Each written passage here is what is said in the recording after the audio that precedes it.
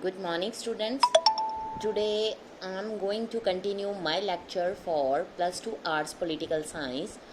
The name of the chapter is Security in Contemporary World.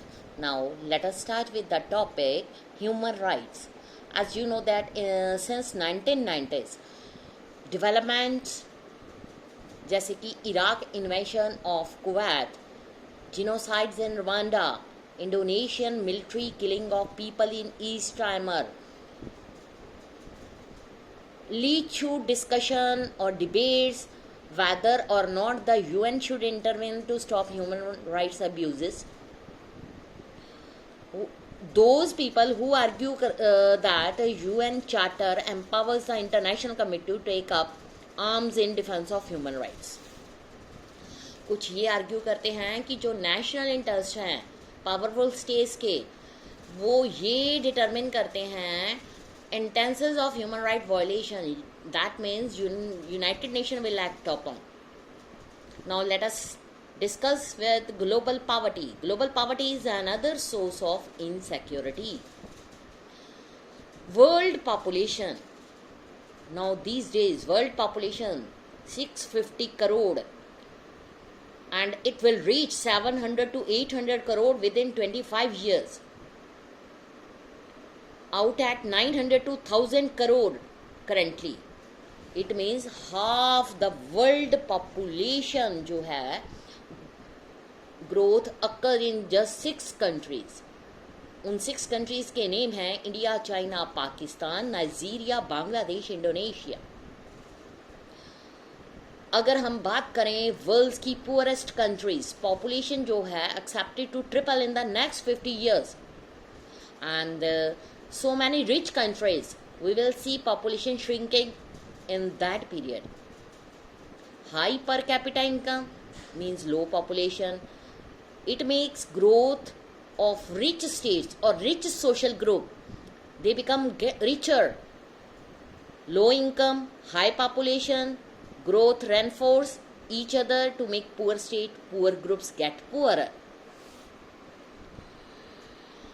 अगर globally हम बात करें, this disparity contributes to the gap between northern and southern country of the world.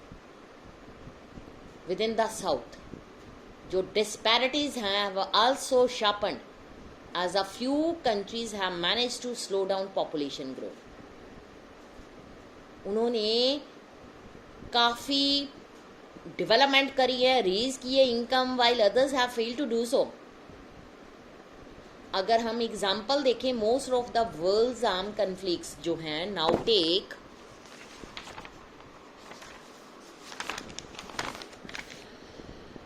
Place in sub Saharan Africa, which is also the poorest reason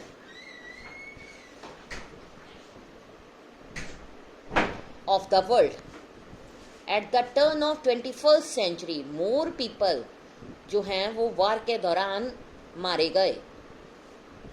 Poverty in South has also led to large scale migration to seek a better life, better economic opportunities, जिसके कारण international political frictions आ गए. International law norms, उन्होंने एक distinction create किया between migrants, those who voluntarily leave their home countries, and refugees who flee from war, natural disaster, political persecution. जो states हैं वो generally supposed to accept refugee, but they do not have to accept migrants.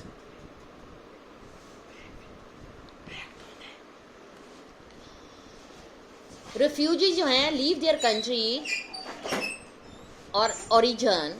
People who have find their homes but remain within national borders are called internally displaced people. Like Kashmiri Pandit that fled the violence in the Kashmir Valley in early 19 are the examples of an internally displaced community. जो world refugee map है tallies almost perfectly with the world conflicts map. Wars, armed conflicts south have generated millions of refugees seeking safe haven. From 1990s to 1995 70 जो state थी 93 wars में वो involve हुई. इसमें 55 lakh people की death हो गई. As a result individual, families, at time communities उनको माइग्रेट होकर आना पड़ा because of generalize fear of violence due to destruction of livelihood, identities, living environment. अगर हम एक को रिलेशन करें between wars and refugee, migration show करती है कि इन 1990s all but 3 of the 60 refugees flows coincided with an internal armed conflict. Next आ जाता है health epidemics, HIV, AIDS, bird flu, severe acute respiratory syndrome. पूरी countries में migration के कारण फैल गया. बिजनेस, टूरिज्म, मिलिट्री ऑपरेशंस के कारण फैल गया. वन कंट्री सक्सेस और फेलियर जो था इन limiting the spread of these diseases affects infection in other countries. अगर हम बात करें इन 2003 एक एस्टिमेट लगाया गया कि अबाउट 4 करोड़ पीपल जो हैं infected with HIV AIDS world wide, 2/3 of them in Africa and half of the rest in South Asia. In North America, other industrialized countries, new drug therapies जो हैं dramatically lowered the death rate from HIV AIDS in late 1990. But जो treatments हैं वो बहुत ज़्यादा expensive हैं जिसके कारण हेल्पलेस हैं पुअर रीजन्स लाइक अफ्रीका. क्योंकि ये जो साउथ अफ्रीका है या अफ्रीकन रीजन्स हैं वो बैकवर्ड रीजन्स में आते हैं. New and poorly understood diseases जैसे कि Ebola, Vries, hantavirus, hepatitis C, these diseases have emerged. कुछ पुरानी diseases like tuberculosis, malaria, dengue, fever, cholera mutated into drug resistance from that are difficult to treat. जो epidemics होती हैं animals में वो major economic effect डालती हैं.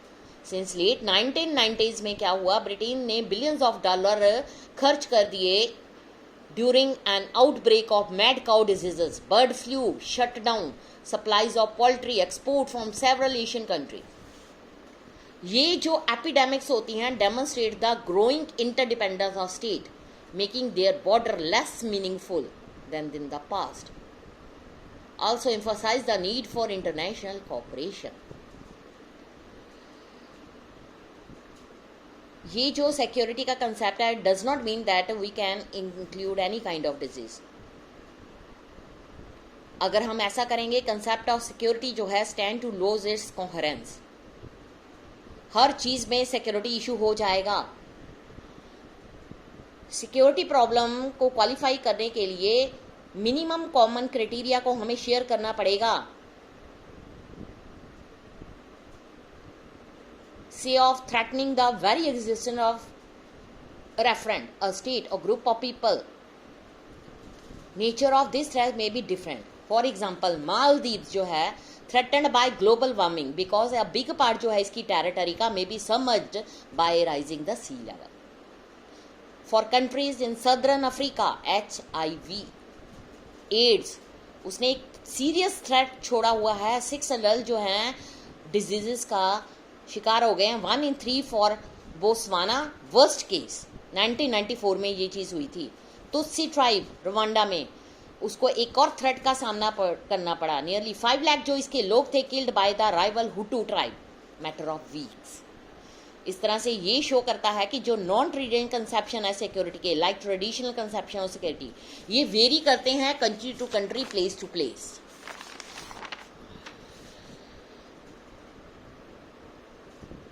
Now, cooperative security. We can see that dealing with many of these non-traditional has security require cooperation rather than military confrontation. जो military force है उनका एक major role है play in combating terrorism or enforcing human rights. And even here there is a limit to what force can achieve. So it is very difficult to see what force would do to help alleviate poverty, manage migration, refugee movements, control epidemics, Indeed, in most cases, the use of military forces will only make matter worse. Next हम कल के lecture में continue करेंगे. Thank you students.